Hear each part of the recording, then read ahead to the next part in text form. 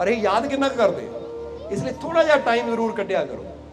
जदों भोजन वास्ते टाइम कढ़ सकते हो तो फिर ऐसी कहांगे रब की बंदगी वास्ते टाइम जरूर कढ़िया करो, क्योंकि कहा भी गया है कि हर तकलीफ, हर दुख, हर परेशानी, जिदा देखो गुरुआं दा ही वाक है कि सब दुखों का औषध नाम, कि सारे दुखों की औषधि ओदी बंदगी है, ओदा सिमरन है। और सिमरन का मतलब की है, ये याद करना है कि जिस प्रभु ने सानू पैदा किया है वो साडे अंदर वसदा है। असीं उत्ते विश्वास करना है, उत्ते भरोसा करना है, अपने आप को फिर कहांगे कमजोर नहीं समझना। क्योंकि जदों भी कोई मुसीबत सामने आवे ना, अखां बंद करके इन्ना ही सोच लिया करो कि ये मुसीबत तो मैं डरना नहीं है, क्योंकि जिसने मैनू पैदा किया हर कदम ते मेरे अंदर है, मेरे नाल है। जे वो मेरे नाल है तो कोई मुसीबत मैनू हरा नहीं सकती। ये विश्वास करना अपने अंदर, ये यकीन करना अपने अंदर। अगर ये विश्वास रखांगे तो असीं कहांगे लो फिर मोरे को मुसीबत आएगी भी ना, चिंता बंदे नूं होएगी नहीं, बंदा उसदा मुकाबला करेगा, टेंशन नहीं लेगा बंदा। पर समझते हो कि नहीं, बंदा ओदी टेंशन नहीं लेगा। जिदा नेपोलियन की गल चली तो ओदी एक गल होर याद आ गई, दसना चाहांगे कि नेपोलियन नूं किसी ने पूछया कि महाराज जदों तुसीं युद्ध लड़दे हो तुसीं हारदे नहीं है, हमेशा तुहाडी जिੱਤ हुंदी है, क्यों? तो उस वेले नेपोलियन कहता मैं सोच के ये जाता हाँ कि सामने सेना कोई कहे बहुत बड़ी सेना है, वो कहेगा कोई गल नहीं, सेना जितनी मर्जी बड़ी है पर मैनू पता जिताने वाली शक्ति मेरे नाल है। कहता मेरा विश्वास मैनू जितांदा है। हुण जरा तुसीं सोचो कि तुहाडे सामने कोई मुसीबत आ जाए, तुसीं ये नहीं कहंदे कि ये मुसीबत तो मैं डरना नहीं है क्योंकि बहुत बड़ी शक्ति मेरे नाल है, बल्कि तुसीं वो मुसीबत बारे सोचना शुरू कर देंदे हो, यार मुसीबत बहुत बड़ी है, इन्हां कईयां दी जान लई है, पता नहीं ये तो बाहर निकलना कि नहीं, पता नहीं मेरी जिੱਤ होनी है नहीं, किते मुसीबत मेरी जान ही ना ले लवे, किते मैनू बर्बाद ही ना कर देवे। यानी सारा ध्यान कित्थे है? वो मुसीबत वाल के बहुत बड़ी है, ये मैनू किते बर्बाद ना कर देवे। कोई बीमारी है, फर्ज करो किसी ने कोई बीमारी है तो बंदा बीमारी बारे सोचना शुरू कर दिंदा है, ये बीमारी इदां है, सुनिया बीमारी एक बार आंदी तो मुड़ के जाती नहीं है, ये बीमारी बारे लोग आ कहंदे है, बीमारी बारे डॉक्टर आ कहंदे। यानी सारा फोकस कित्थे है, ध्यान कित्थे है? बीमारी ते है। तो नेपोलियन की गल की है, वो कहता मैं ये नहीं देखता कि सेना कितनी वड्डी है, मैं ये देखता कि मेरी जिੱਤ जरूर होएगी क्योंकि मैनू जिताने वाली शक्ति मेरे नाल है। हुण तुहाडी भी यही गल होनी चाहिए, बीमारी वाल ना देखो, कोई दस देवे तुहानू आ बीमारी है, तुसीं कहो अच्छा ये बीमारी है तो ये बीमारी मैनू हरा नहीं सकती क्योंकि मैनू बचाने वाली मेरे मालिक की शक्ति मेरे। जदों सारा ध्यान शक्ति ते आ जाता है तो शक्ति अपना काम करना शुरू कर दिंदी है। तो जे सारा ध्यान ही बीमारी ते होवे तो शक्ति नूं काम करन दा मौका, जे सच ते इदां ही हुंदा ना, बीमारी बारे सोचदे ने असीं, सच दसना तुसीं, कोई डॉक्टर कह दे भाई तैनूं टीबी की बीमारी है, सारा ध्यान है टीबी जिद्दां हुंदी है, डॉक्टर कहते कैंसर की बीमारी, अच्छा कैंसर जिद्दां हुंदी, सारा ध्यान है तो कैंसर इन्ने दी जान ले लैंदा, कैंसर का कोई इलाज ही है नहीं। वो ये क्यों नहीं सोचते कि जिहदा इलाज कोई है नहीं, ਉਹਦਾ इलाज रब दे कोल है, क्योंकि जिथे किसी का वस नहीं चलता उत्थे और बंदा कहता आ बीमारी ते मेरा वस नहीं है, तो फिर उत्थे हुण एक गल कहांगे ठीक है तुहाडे वस च नहीं है, पर एक ताकत है जिहदे वस च, जरा ओनू याद करके देख लईए। ठीक है जाना तो ही, पर उत्ते विश्वास करके देख लईए एक बार। और इदां दियां कई घटनावां, कई जींदियां जागदियां अज भी उदाहरण है, बड़े बड़े साइंटिस्ट, बड़े बड़े डॉक्टर जिन्हां दी मिसाल असीं कई बार सत्संग दे चुके हैं, कोई अमेरिका च रहिंदा, कोई जर्मन च रहिंदा है, जिहड़े अज भी उन्हां बीमारियां चों निकले है। बोलो समझदे हो कि नहीं? अच्छा कदी एक लेडीज है जिहदा नाम है अनीता मूरजानी, कदी ओहदी जिंदगी बारे पढ़ के देखियो, उन्होंने इदां दी बीमारी हो गई सी कि वो डॉक्टर कहते बचना ही नहीं, कहते एक किस्म का कोमा च चली गई सी, पर कहते ਉਹਦੇ विश्वास ने दोबारा ਉਹਨੂੰ जिंदगी दी। वो कहते मृत्यु तो पार की जिंदगी भी देखी कि मेरे रब के विश्वास ने मैनू दोबारा जीवन दिता। सो इदां दी इतिहास में कई घटनावां है कि ਜਿਹੜੀਆਂ दसदियां कि विश्वास, जिद्दां तुहानू पहला दस्सिया कि स्वामी विवेकानंद ने कहा कि सब तो बड़ी शक्ति है आत्म विश्वास की शक्ति, कि अपने आप ते विश्वास कर तो वो आत्मा परमात्मा का अंश है, वो परमात्मा की शक्ति तेरे अंदर, उत्ते विश्वास कर। फिर कहांगे कोई मुसीबत है ना, मुसीबत वाल ना देखो, बल्कि देखो कि मुसीबत मैनू हरा नहीं सकती क्योंकि मैनू जिताने वाली परमात्मा की शक्ति मेरे नाल है। समझदे हो कि नहीं? हुण एक गल दसो, इधर फर्ज करो बीमारी है, बीमारी ला लो, कैंसर की बीमारी ला लो, कोई बीमारी ला लो, इधर तुसी हो, तुहाडे अंदर है परमात्मा, ਤੁਹਾਡੇ ਅੰਦਰ ਹੈ परमात्मा। ਹੁਣ ਜਿੱਥੇ परमात्मा ਹੋਵੇ ਉਹ ਕੋਈ ਬਿਮਾਰੀ, ਕੋਈ ਤਕਲੀਫ, ਕੋਈ ਪਰੇਸ਼ਾਨੀ ਉਸ ਤੋਂ ਬੜੀ ਹੋ ਸਕਦੀ ਹੈ, ਉਹਦੀ ਰਹਿਮਤ ਤੋਂ ਬੜੀ ਹੋ ਸਕਦੀ ਹੈ। ਪਰ ਇਹ ਉਦੋਂ ਹੀ ਹੋਏਗਾ ਜਦੋਂ ਇਹ ਯਕੀਨ ਰੱਖਾਂਗੇ ਕਿ ਮੈਨੂੰ ਬਚਾਉਣ ਵਾਲੀ ਸ਼ਕਤੀ ਮੇਰੇ, ਕਿਉਂਕਿ ਨੈਪੋਲੀਅਨ ਕਹਿੰਦਾ ਸੀ ਮੈਨੂੰ ਜਿਤਾਉਣ ਵਾਲੀ ਸ਼ਕਤੀ ਮੇਰੇ ਨਾਲ, ਤੇ ਅਸੀਂ ਕਹਿੰਦਾ ਸਾਨੂੰ ਬਚਾਉਣ ਵਾਲੀ ਸ਼ਕਤੀ ਸਾਡੀਆਂ ਝੋਲੀਆਂ ਭਰਨ ਵਾਲੀ ਸ਼ਕਤੀ ਸਾਡੇ, ਮੈਨੂੰ ਦੁੱਖਾਂ ਤੋਂ ਹਰ ਮੁਸ਼ਕਿਲ ਚੋਂ ਕੱਢਣ ਵਾਲੀ, ਹਰ ਮੁਸ਼ਕਿਲ ਚੋਂ ਮੇਰੀ ਰੱਖਿਆ ਕਰਨ ਵਾਲੀ ਸ਼ਕਤੀ ਮੇਰੇ, ਤੂੰ ਮੇਰਾ ਰਾਖਾ, ਤੂੰ ਮੇਰਾ ਰਾਖਾ, ਤੂੰ ਮੇਰਾ ਰਾਖਾ। ਇਹਨੂੰ ਹੀ ਕਹਿੰਦੇ ਇਹ ਸ਼ਕਤੀ ਤੇ ਯਕੀਨ ਕਰਨਾ ਹੈ ਕਿ ਮੈਨੂੰ ਯਕੀਨ ਹੈ ਕਿ ਉਹ ਮੇਰਾ ਰਾਖਾ ਹਰ ਜਗ੍ਹਾ ਮੇਰੀ ਰੱਖਿਆ ਕਰੇਗਾ, ਹਰ ਜਗ੍ਹਾ ਮੇਰੀ ਸੰਭਾਲ ਕਰੇਗਾ। ਇਹਨੂੰ ਕਹਿੰਦੇ ਵਿਸ਼ਵਾਸ। ਫਿਰ ਕਵਾਂਗੇ ਇਨਸਾਨ ਇਹ ਤਾਂ ਦੇਖਦਾ ਕਿ ਮੁਸੀਬਤ ਕਿੱਡੀ, ਉਹ ਉਹਦੇ ਬਾਰੇ ਸੋਚਣਾ ਸ਼ੁਰੂ ਕਰ ਦਿੰਦਾ, ਪਰ ਇਹ ਭੁੱਲ ਜਾਂਦਾ ਕਿ ਮੈਂ ਸ਼ਕਤੀ ਬਾਰੇ ਸੋਚਾਂ ਕਿ ਜਿਸਨੇ ਮੈਨੂੰ ਪੈਦਾ ਕੀਤਾ ਉਹ ਛੋਟੀ ਸ਼ਕਤੀ ਨਹੀਂ ਹੈ, ਉਹ ਸਾਰੇ ਬ੍ਰਹਿਮੰਡ ਨੂੰ ਚਲਾ ਰਹੀ ਹੈ। ਤਾਂ ਜੇ ਉਹ ਸ਼ਕਤੀ ਮੇਰੇ ਅੰਦਰ ਹੈ, ਮੇਰੀ ਹਾਰ ਕਦੀ ਹੋ ਨਹੀਂ ਸਕਦੀ।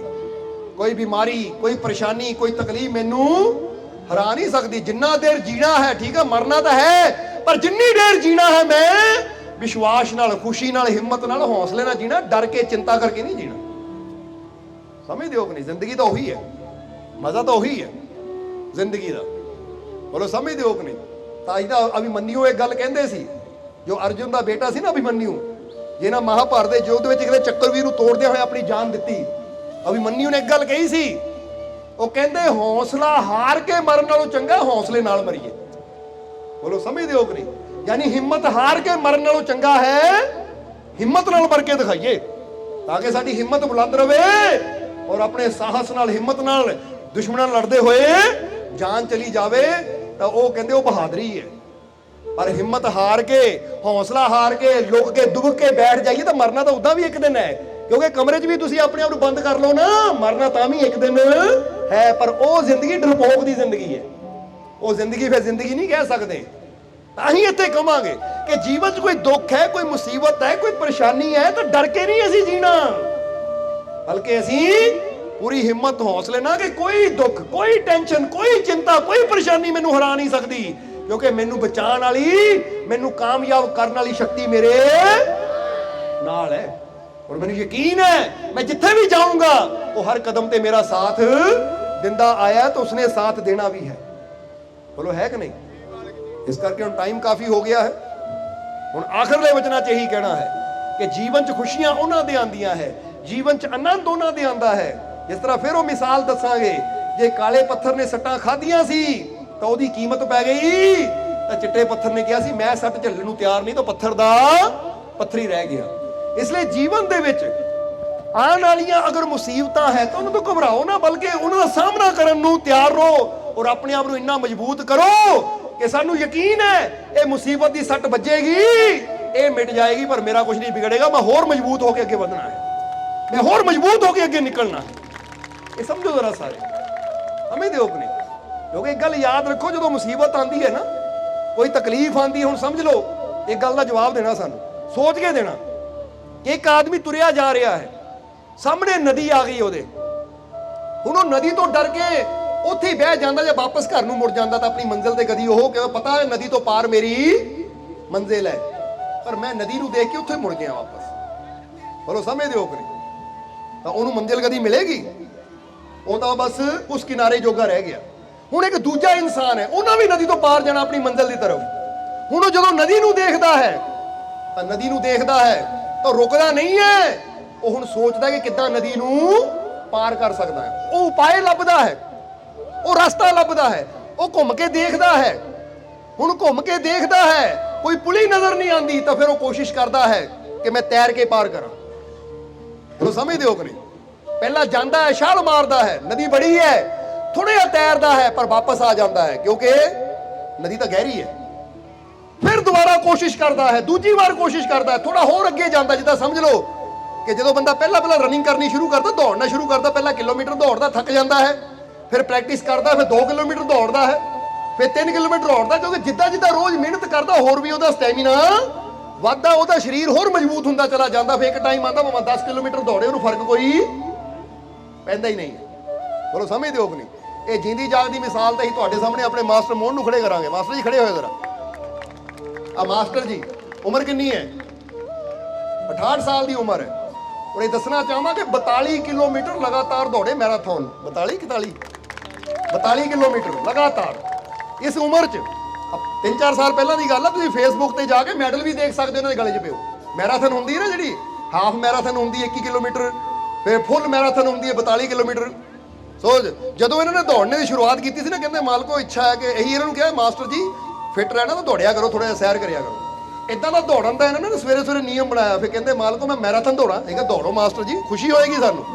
और नौजवान नहीं दौड़ सकते 21 किलोमीटर लगातार, पर यह उम्र च हुण 68 साल है, 65 साल की उम्र ही ला लीए, 3 साल पहला 21 किलोमीटर दौड़े। फिर फुल मैराथन 41-42 किलोमीटर की दौड़ी और गोल्ड मैडल भी जितया, सिल्वर मैडल जितया, किन्ने मैडल जिते इन्होंने। हुण की है ये कि रोज प्रैक्टिस करन ना तुसीं उम्र कोई मायने नहीं रखांदी, फिर कमांगे। बंदा ये ना देखे कि 18 साल का ही काम कर सकता, 18 साल के पहाड़ चढ़ सकते हैं, नहीं।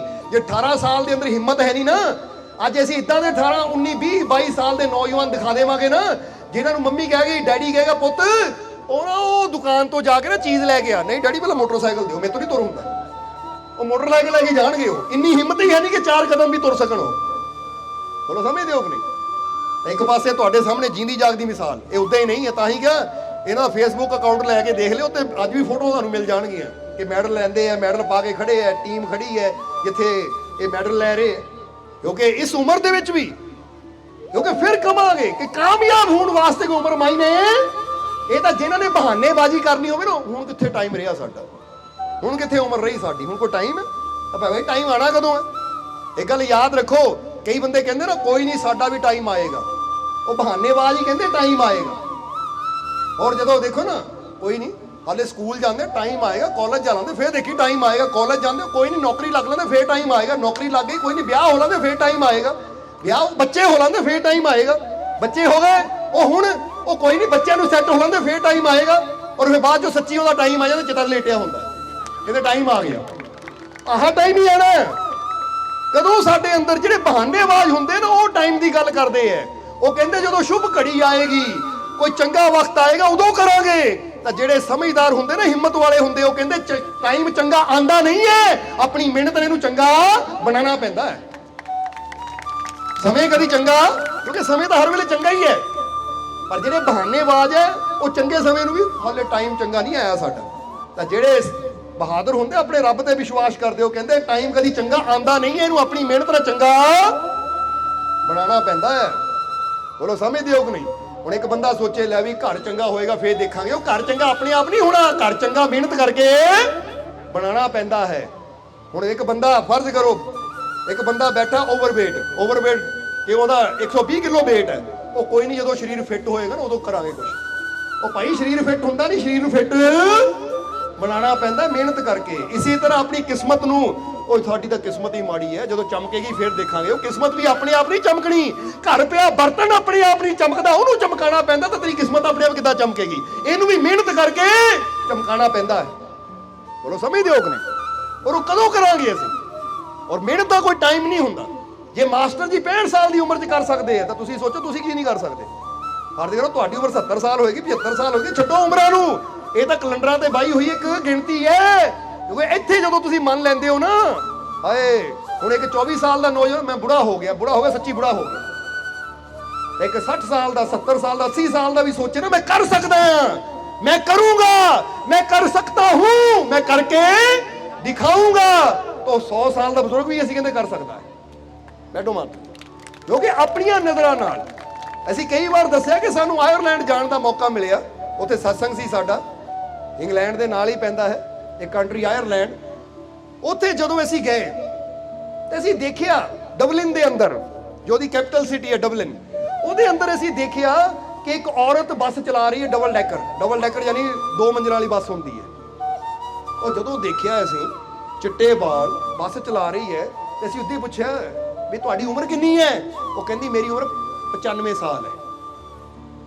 असीं बस चलाने नूं किन्ना चिर हो गया? कहंदी 5 साल तो बस चला रही है मैं। 90 साल की उम्र च बस, तो अपने इत्थे 90 साल की माई खड़ी होकर दिखावे जरा सानूं।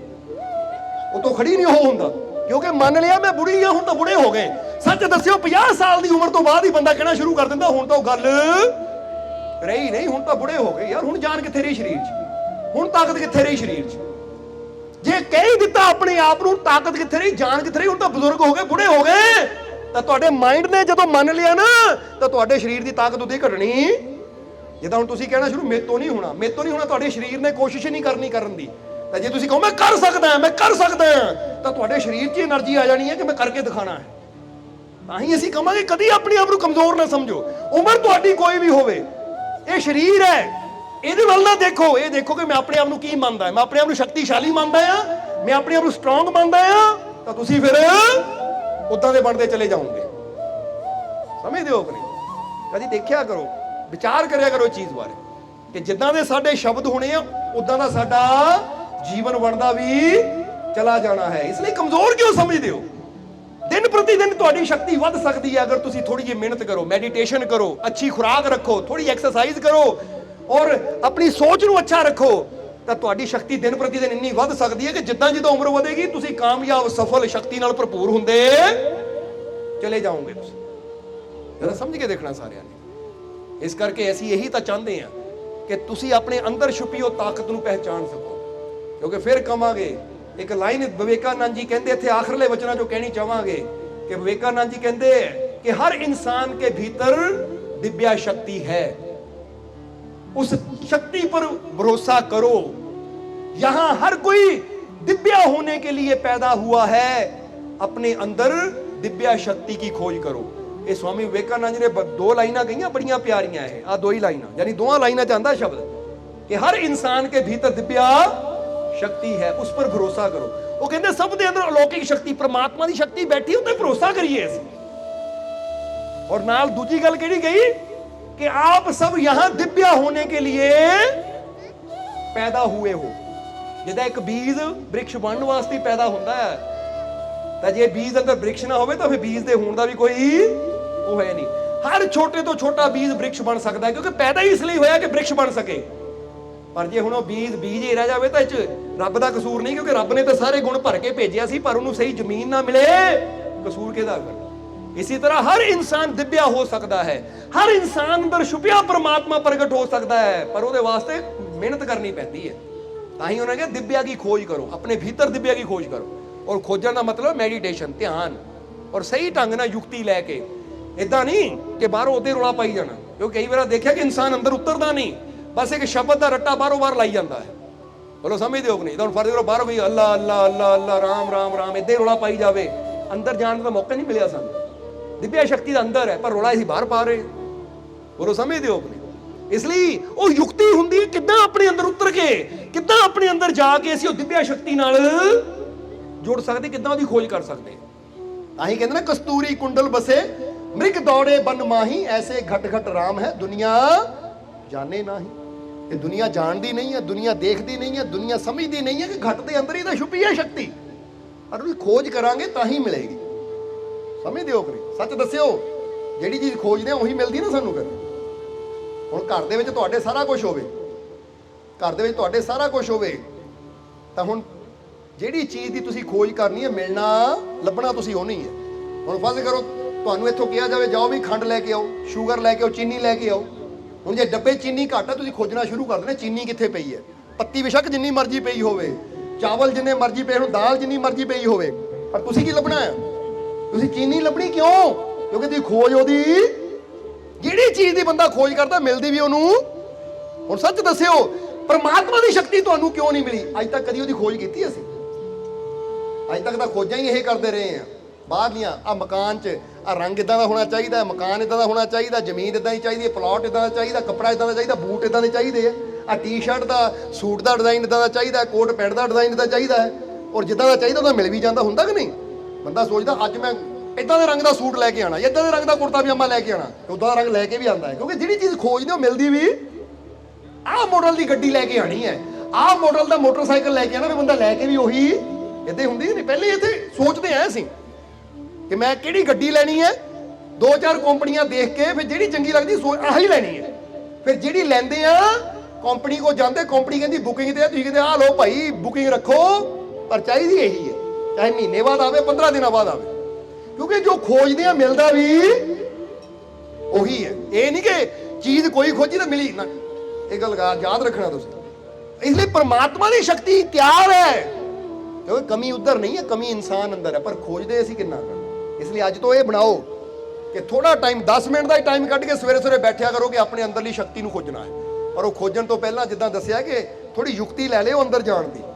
ਇਹ ਕਾਮਿਲ ਫਕੀਰ ਗੁਰੂ ਰਹਿਬਰੀ ਉਹ ਯੁਕਤੀ ਦਿੰਦੇ ਕਿ ਕਿੱਦਾਂ ਆਪਣੇ ਅੰਦਰ, ਕਿਉਂਕਿ ਫਿਰ ਕਵਾਂਗੇ ਕਿ ਜੇ ਉਸ ਮੰਜ਼ਿਲ ਨੂੰ ਪਾਣਾ ਚਾਹੁੰਦੇ ਹੋ ਤਾਂ ਜਿਨ੍ਹਾਂ ਨੇ ਉਸ ਨੂੰ ਪਾਇਆ ਹੈ, ਜਿੱਦਾਂ ਹੁਣ ਸਮਝ ਲਓ ਇੱਕ ਨੌਜਵਾਨ ਹੈ, ਅਗਰ ਉਹ ਸਿਹਤ ਬਣਾਉਣੀ ਚਾਹੁੰਦਾ ਆ, ਉਹ ਜਿਮ 'ਚ ਜਾ ਕੇ ਪਹਿਲਾਂ ਕੋਚ ਨੂੰ ਮਿਲਦਾ ਆ, ਉਹਨੂੰ ਪੁੱਛਦਾ ਦੱਸੋ ਕਿਹੜੀ ਐਕਸਰਸਾਈਜ਼ ਕਰਾਂ ਤਾਂ ਕਿ ਮੇਰੇ ਮਸਲ ਬਣਨ, ਮੇਰੀ ਸਿਹਤ ਬਣੇ। ਤਾਂ ਜਿੱਦਾਂ ਦੀ ਕੋਚ ਉਹਨੂੰ ਐਕਸਰਸਾਈਜ਼ ਦੱਸਦਾ ਨਾ, ਫਿਰ ਉਦਾਂ ਦੀ ਕਰਦਾ ਤਾਂ ਹੌਲੀ ਹੌਲੀ ਜੇ ਮਸਲ ਬਣਨੇ। ਤਾਂ ਜੇ ਬੰਦਾ ਆਪਣੀ ਮਰਜ਼ੀ ਨਾਲ ਲੱਗਾ ਰਹੇ ਤਾਂ ਕਈ ਵਾਰ ਨਾੜਾਂ ਵੀ ਚੜਾ ਚੜੂ ਕੇ ਵਾਪਸ ਆ ਜਾਂਦਾ ਹੈ। ਸਮਝਦੇ ਹੋ ਕਿ ਨਹੀਂ? ਕਿਉਂਕਿ ਹਰ ਚੀਜ਼ ਦਾ ਇੱਕ ਤਰੀਕਾ ਹੁੰਦਾ ਹੈ। ਹੁਣ ਇੱਕ ਬੱਚੇ ਨੂੰ ਭੇਜ ਦਿਓ ਛੋਟੇ ਜਿਹੇ ਨੂੰ, ਜਾ ਬੇਟਾ ਚਾਹ ਬਣਾ ਕੇ ਲਿਆ। ਹੁਣ ਜੇ ਨਾ ਕਦੀ ਚਾਹ ਬਣਾਈ ਨਾ ਹੋਵੇ, ਉਹ ਚੱਲ ਜਾਵੇ ਗੈਸ ਔਨ ਕਰੇ ਤਾਂ ਕੀ ਪਤਾ ਆਪਣੇ ਕੱਪੜਿਆਂ ਨੂੰ ਅੱਗ ਲਾ ਕੇ ਆ ਜਾਵੇ, ਜਾਂ ਕੀ ਪਤਾ ਘਰ ਦੇ ਬਰਤਨ ਹੀ ਖਰਾਬ ਕਰਕੇ ਆ ਜਾਵੇ। ਤਾਂ ਜੇ ਮਾਂ ਕੋਲ ਖੜੀ ਹੋਵੇ, ਬੇਟਾ ਆ ਮੈਂ ਤੈਨੂੰ ਦੱਸਾਂ ਚਾਹ ਇਦਾਂ ਬਣਦੀ ਹੈ, ਪਹਿਲਾਂ ਇੱਦਾਂ ਪਤੀਲੀ ਰੱਖਣੀ ਹੈ, ਫਿਰ ਇੰਨਾ ਕੁ ਪਾਣੀ ਪਾਣਾ ਹੈ, ਇੰਨੇ ਕੁ ਪਾਣੀ 'ਚ ਇੰਨੀ ਕੁ ਪੱਤੀ ਪਾਣੀ ਹੈ। ਜਿਹੜੇ ਮਾਂ ਨਾਲ ਨਾਲ ਦੱਸਦੀ ਹੈ ਤਾਂ ਬੱਚਾ ਸਿੱਖਦਾ ਵੀ ਇਦਾਂ ਹੀ ਹੁੰਦੀ ਹੈ ਕਿ ਨਹੀਂ? ਯਾਨੀ ਕਹਿਣ ਦਾ ਮਤਲਬ ਛੋਟੀ ਤੋਂ ਛੋਟੀ ਚੀਜ਼ ਵੀ ਕਰਨੀ ਹੈ ਤਾਂ ਸਾਡੇ ਕੋਲ ਉਹ ਮਾਸਟਰ ਹੋਣਾ ਚਾਹੀਦਾ ਹੈ, ਉਹ ਟੀਚਰ ਹੋਣਾ ਚਾਹੀਦਾ, ਸਾਨੂੰ ਟੀਚ ਕਰ ਸਕੇ। ਟੀਚ ਦਾ ਮਤਲਬ ਸਾਨੂੰ ਸਿਖਾ ਸਕੇ, ਸਮਝਾ ਸਕੇ, ਸਾਨੂੰ ਸਮਝਾ ਸਕੇ। ਇੱਕ ਹੁੰਦੀ ਹੈ ਪੰਜਾਬੀ ਦੀ ਟੀਚਰ, ਯਾਨੀ ਮਜ਼ਾਕ ਹੀ ਉਡਾਣਾ, ਯਾਨੀ ਕਹਿੰਦਾ ਉਹ ਟੀਚਰਾਂ ਨਾ ਕਰੇ ਐਵੇਂ, ਉਹਨੂੰ ਟੀਚਰ ਕਰੀ ਜਾਂਦਾ। ਨਹੀਂ, ਇੱਕ ਹੁੰਦਾ ਸਿੱਖਣਾ, ਉਹਨੂੰ ਟੀਚਰ ਕਿਹਾ ਜਾਂਦਾ ਸਿਖਾਉਣ ਵਾਲੇ ਨੂੰ, ਮਾਸਟਰ ਕਿਹਾ ਜਾਂਦਾ ਦੱਸਣ ਵਾਲੇ ਨੂੰ। ਸਮਝਦੇ ਹੋ ਕਿ ਨਹੀਂ? ਹੁਣ ਜੀਵਨ ਦੇ ਵਿੱਚ ਜੇ ਚਾਹ ਬਣਾਉਣੀ ਬੱਚੇ ਨੇ ਸਿੱਖਣੀ ਤਾਂ ਉਹਨੂੰ ਦੱਸਣ ਵਾਲੀ ਚਾਹੇ ਮਾਂ ਹੋਵੇ, ਪਿਤਾ ਹੋਵੇ, ਚਾਹੇ ਕੋਈ ਸਹੇਲੀ ਹੋਵੇ, ਚਾਹੇ ਬੜੀ ਭੈਣ ਹੋਵੇ, ਉਹਨੂੰ ਲੋੜ ਹੈ। ਏਦਾਂ ਹੁੰਦਾ ਕਿ ਨਹੀਂ? ਤੁਸੀਂ ਕਿੱਦਾਂ ਸਿੱਖਿਆ? ਤੁਰਨਾ ਵੀ ਬੱਚਾ ਸਿੱਖਦਾ ਹੈ ਤਾਂ ਆਪਣੇ ਆਪ ਨਹੀਂ, ਕੋਈ ਉਹਦੀ ਉਂਗਲ ਪਕੜ ਕੇ ਉਹਨੂੰ ਪਹਿਲਾਂ ਖੜਾ ਕਰਦਾ ਹੈ, ਫਿਰ ਗਡੀਰਨਾ ਜਿਹਾ ਦਿੰਦੇ ਬੱਚਿਆਂ ਨੂੰ ਲਿਆ ਕੇ। ਅੱਜ ਕੱਲ੍ਹ ਵੌਕਰ ਕਹਿ ਦਿੰਦੇ ਆ, ਪਹਿਲੇ ਗਡੀਰਨੇ ਹੁੰਦੇ ਸੀ, ਬੱਚੇ ਨੂੰ ਚ ਬਿਠਾ ਦਿੰਦੇ, ਬੱਚਾ ਤੁਰਦਾ, ਕਿਉਂਕਿ ਸਹਾਰਾ ਚਾਹੀਦਾ ਹੈ। ਆਪਣੇ ਪੈਰਾਂ ਤੇ ਵੀ ਖੜੇ ਹੋਣਾ ਤਾਂ ਉਹਦੇ ਵਾਸਤੇ ਵੀ ਸਾਨੂੰ ਇੱਕ ਸਹਾਰੇ ਦੀ। ਪਰ ਫਿਰ ਹੌਲੀ ਹੌਲੀ ਉਹ ਸਹਾਰੇ ਦੇ ਸਹਾਰੇ ਚੱਲਦੇ ਚੱਲਦੇ ਅਸੀਂ ਆਪ ਇੰਨਾ ਮਜ਼ਬੂਤ ਹੋ ਜਾਂਦੇ ਕਿ ਇੱਕ ਦਿਨ ਸਹਾਰੇ ਦੀ ਲੋੜ ਹੀ ਨਹੀਂ ਪੈਂਦੀ ਸਾਨੂੰ। ਉਹ ਗੁਰੂ ਵੀ ਇਹੀ ਕੰਮ ਕਰਦਾ ਹੈ ਕਿ ਸ਼ੁਰੂਆਤ ਵਿੱਚ ਸਾਨੂੰ ਦੱਸਦਾ ਹੈ ਕਿੱਦਾਂ ਕਰਨਾ ਹੈ, ਫਿਰ ਹੌਲੀ ਹੌਲੀ ਜਦੋਂ ਇਨਸਾਨ ਉਹ ਸਿੱਖ ਲੈਂਦਾ ਤਾਂ ਫਿਰ ਇਨਸਾਨ ਮਿਹਨਤ ਕਰਦਾ ਕਰਦਾ ਉੱਥੇ ਪਹੁੰਚ ਜਾਂਦਾ ਹੈ। ਪਰ ਸ਼ੁਰੂਆਤ ਤਾਂ ਸਹੀ ਢੰਗ ਨਾਲ ਕਰਨੀ ਪੈਂਦੀ ਹੈ। ਬੋਲੋ ਸਮਝਦੇ ਹੋ ਕਿ ਨਹੀਂ? ਇਸ ਲਈ ਫਿਰ ਕਵਾਂਗੇ ਕਿ ਜੀਵਨ 'ਚ ਕੋਈ ਦੁੱਖ, ਕੋਈ ਮੁਸੀਬਤ ਆਵੇ ਤਾਂ ਕਮਜ਼ੋਰ ਨਹੀਂ ਆਪਣੇ ਆਪ ਨੂੰ ਸਮਝਣਾ, ਮੁਸੀਬਤ ਵੱਲ ਨਹੀਂ ਦੇਖਣਾ, ਉਹ ਤਾਕਤ ਵੱਲ ਦੇਖਣਾ ਹੈ ਕਿ ਮੈਨੂੰ ਜਿਤਾਉਣ ਵਾਲੀ, ਮੈਨੂੰ ਬਚਾਉਣ ਵਾਲੀ, ਮੈਨੂੰ ਹਰ ਮੁਸ਼ਕਿਲ 'ਚੋਂ ਕੱਢਣ ਵਾਲੀ ਤਾਕਤ ਮੇਰੇ। ਬੋਲੋ ਸਮਝਦੇ ਹੋ ਕਿ ਨਹੀਂ? ਸਮਝ ਆ ਗਈ ਕਿ ਨਹੀਂ? ਹੁਣ ਇਸ ਲਈ ਹੁਣ ਟਾਈਮ ਕਾਫੀ ਹੋ ਗਿਆ, ਆਖਰਲੇ ਵਚਨਾਂ 'ਚ ਇਹੀ ਕਹਿਣਾ ਹੈ, ਕਹਿ ਦਿਓ ਕਿ ਮੈਨੂੰ ਆਪਣੇ ਮਾਲਿਕ ਤੇ ਪੂਰਾ, ਮੈਨੂੰ ਆਪਣੇ ਮਾਲਿਕ ਤੇ ਪੂਰਾ, ਮੈਨੂੰ ਆਪਣੇ ਮਾਲਿਕ ਤੇ ਪੂਰਾ, ਮੇਰੀਆਂ ਝੋਲੀਆਂ ਖੁਸ਼ੀਆਂ ਨਾਲ, ਮੇਰੀਆਂ ਝੋਲੀਆਂ ਖੁਸ਼ੀਆਂ ਨਾਲ, ਮੇਰੀਆਂ ਝੋਲੀਆਂ ਖੁਸ਼ੀਆਂ ਨਾਲ, ਮੇਰੇ ਸਾਰੇ ਦੁੱਖ ਦੂਰ, ਮੇਰੇ ਸਾਰੇ ਦੁੱਖ ਦੂਰ, ਮੇਰੇ ਸਾਰੇ ਦੁੱਖ ਦੂਰ, ਮੇਰਾ ਮਾਲਿਕ ਮੇਰੇ, ਮੇਰਾ ਮਾਲਿਕ ਮੇਰੇ, ਮੇਰਾ ਮਾਲਿਕ ਮੇਰੇ। ਬਸ ਇਹ ਨਾਲ ਮੰਨਣਾ ਵੀ ਹੈ, ਨਾਲ ਸਮਝਣਾ ਵੀ ਹੈ, ਔਰ ਵਿਸ਼ਵਾਸ ਵੀ ਰੱਖਣਾ ਹੈ। ਫਿਰ ਕੋਈ ਮੁਸੀਬਤ ਹੋਏਗੀ ਵੀ ਤਾਂ ਦੇਖਿਓ ਉਹ ਦਿਨਾਂ ਵਿੱਚ ਹੀ ਉਹ ਮੁਸੀਬਤਾਂ ਦਾ ਹੱਲ ਹੋ ਜਾਏਗਾ। ਸਮਝਦੇ ਹੋ ਕਿ ਨਹੀਂ? ਕਿਉਂਕਿ ਯੁੱਧ ਲੜਨਾ ਪੈਂਦਾ ਹੈ, ਪਰ ਜੇ ਇਨਸਾਨ ਵਿਸ਼ਵਾਸ ਨਾਲ ਆਪਣੇ ਉਹ ਮਾਲਕ ਦੀ ਰਹਿਮਤ ਤੇ ਵਿਸ਼ਵਾਸ ਕਰਕੇ ਲੜਦਾ ਨਾ, ਜੰਗ ਲੜਨੀ ਪੈਂਦੀ ਪਰ ਉਹਦੀ ਫਿਰ ਹਾਰ ਨਹੀਂ ਹੁੰਦੀ, ਉਹ ਜਿੱਤਦਾ ਚਲਾ ਜਾਂਦਾ ਹੈ। ਇਸੇ ਤਰ੍ਹਾਂ ਜੀਵਨ ਦੀਆਂ ਮੁਸੀਬਤਾਂ, ਜੀਵਨ ਦੀਆਂ ਪਰੇਸ਼ਾਨੀਆਂ ਤੋਂ ਆਪਣੇ ਮਾਲਿਕ ਨਾਲ ਪਿਆਰ ਕਰਨ ਵਾਲੇ ਡਰਦੇ ਨਹੀਂ ਹੈ, ਹਾਰ ਨਹੀਂ ਮੰਨਦੇ, ਬਲਕਿ ਉਹਨਾਂ ਨਾਲ ਲੜ ਕੇ ਉਹਨਾਂ ਨੂੰ ਹਰਾਉਂਦੇ ਹੋਏ ਅੱਗੇ ਵੱਧਦੇ ਚਲੇ ਜਾਂਦੇ, ਜਿੱਤਦੇ ਚਲੇ ਜਾਂਦੇ। ਬੋਲੋ ਸਮਝਦੇ ਹੋ ਕਿ ਨਹੀਂ?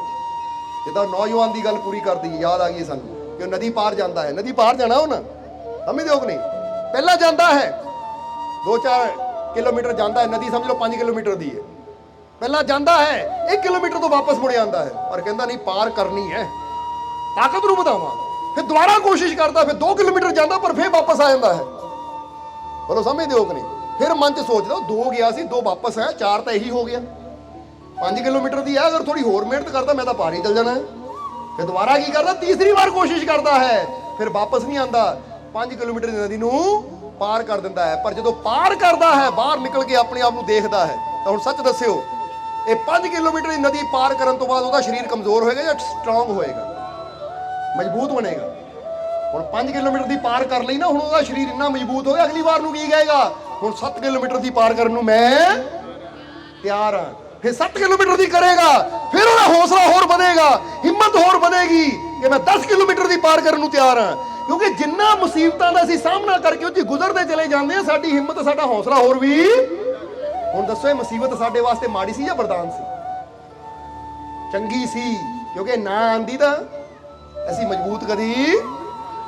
ਇਸ ਲਈ ਜਿਹੜੇ ਡਰਪੋਕ ਹਨ ਉਹ ਮੁਸੀਬਤ ਨੂੰ ਮੁਸੀਬਤ ਸਮਝ ਕੇ ਡਰ ਕੇ ਬਹਿ ਜਾਂਦੇ ਐ, ਤਾਂ ਜਿਹੜੇ ਸਮਝਦਾਰ ਹੈ ਨਾ, ਬਹਾਦਰ ਹੈ, ਉਹ ਕਹਿੰਦੇ ਮੁਸੀਬਤਾਂ ਨਹੀਂ ਤਾਂ ਸਾਨੂੰ, ਕਹਿੰਦੇ ਨਾ ਠੋਕਰਾਂ ਹੀ ਬੰਦੇ ਨੂੰ ਮਜ਼ਬੂਤ ਬਣਾਉਂਦੀਆਂ। ਤਾਂ ਹੀ ਤਾਂ ਕਹਿੰਦਾ ਠੋਕਰ ਖਾ ਕੇ ਬੰਦਾ ਮਜ਼ਬੂਤ ਬਣਦਾ, ਏਦਾਂ ਹੁੰਦਾ ਕਿ ਨਹੀਂ?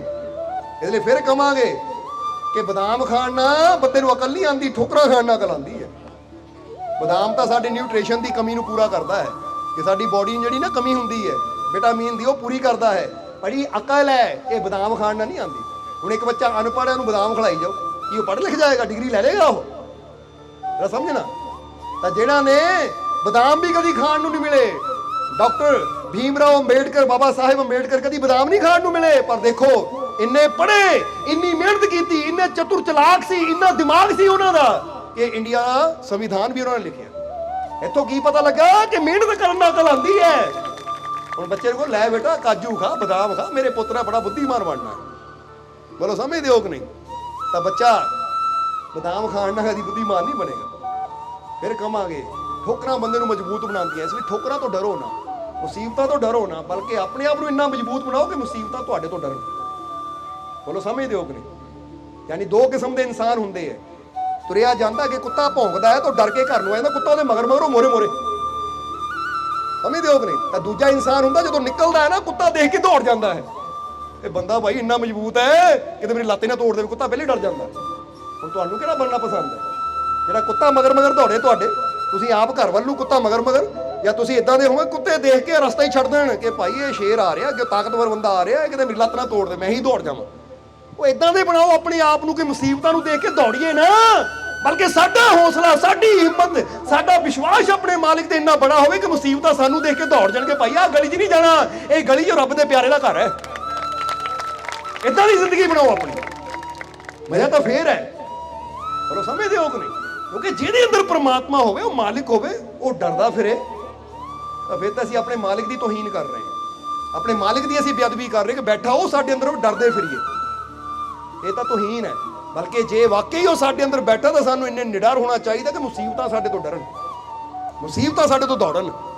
ਫਿਰ ਸ਼ਾਨ ਹੈ ਮਾਲਿਕ ਦੀ, ਪਰਮਾਤਮਾ ਪ੍ਰਭੂ ਦੀ। ਇਸ ਲਈ ਆਪਣੀ ਜ਼ਿੰਦਗੀ ਸ਼ਾਨ ਨਾਲ ਜੀਓ, ਨਿਡਰਤਾ ਦੇ ਨਾਲ ਜੀਓ, ਵਿਸ਼ਵਾਸ ਰੱਖੋ, ਔਰ ਐਸੇ ਗੁਰੂ ਰਹਿਬਰ ਫਕੀਰ ਦੇ ਕਦਮਾਂ ਨਾਲ ਜੁੜੀਏ, ਯੁਕਤੀ ਲਈਏ, ਤਾਂ ਕਿ ਮਿਹਨਤ ਕਰਕੇ ਅਸੀਂ ਆਪਣੇ ਅੰਦਰਲੀ ਦਿਵਿਆ ਸ਼ਕਤੀ ਨਾਲ ਜੁੜ ਕੇ, ਆਪਣੀ ਅੰਦਰਲੀ ਦਿਵਿਆ ਸ਼ਕਤੀ ਨੂੰ ਜਾਣ ਕੇ ਆਪਣੇ ਜੀਵਨ ਨੂੰ ਆਨੰਦ ਨਾਲ ਭਰ ਸਕੀਏ। ਇਸ ਲਈ ਮਿਹਨਤ ਕਰੋ, ਵਿਸ਼ਵਾਸ ਰੱਖੋ, ਯਕੀਨ ਰੱਖੋ। ਜਿਨ੍ਹਾਂ ਅੰਦਰ ਹਿੰਮਤ ਹੈ, ਹੌਸਲਾ ਹੈ, ਸਾਹਸ ਹੈ, ਵਿਸ਼ਵਾਸ ਹੈ, ਫਿਰ ਆਉਣ ਵਾਲਾ ਹਰ ਪਲ, ਹਰ ਘੜੀ, ਹਰ ਦਿਨ, ਹਰ ਮਹੀਨਾ, ਹਰ ਸਾਲ ਉਹਨਾਂ ਵਾਸਤੇ ਕਾਮਯਾਬੀ, ਸਫਲਤਾ, ਖੁਸ਼ੀਆਂ ਭਰਿਆ ਹੁੰਦਾ ਹੈ।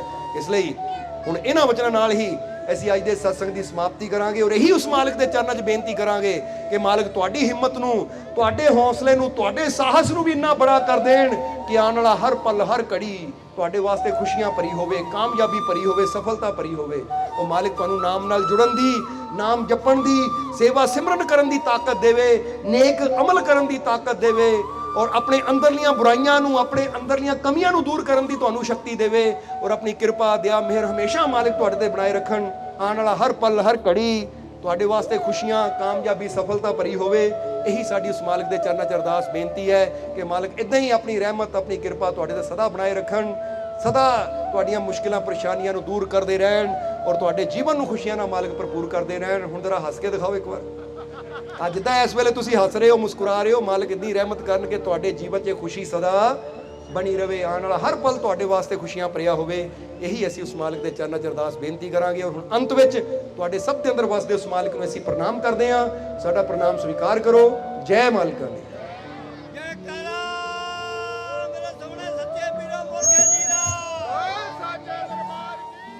वीडियो अच्छी लगी हो तो कृपया इसे शेयर जरूर करें। आपके शेयर करने से अगर किसी की ज़िंदगी में अच्छा बदलाव आता है, पॉजिटिव चेंज आती है, तो ये भी आपकी तरफ से किया गया एक नेक कर्म होगा, एक सेवा होगी।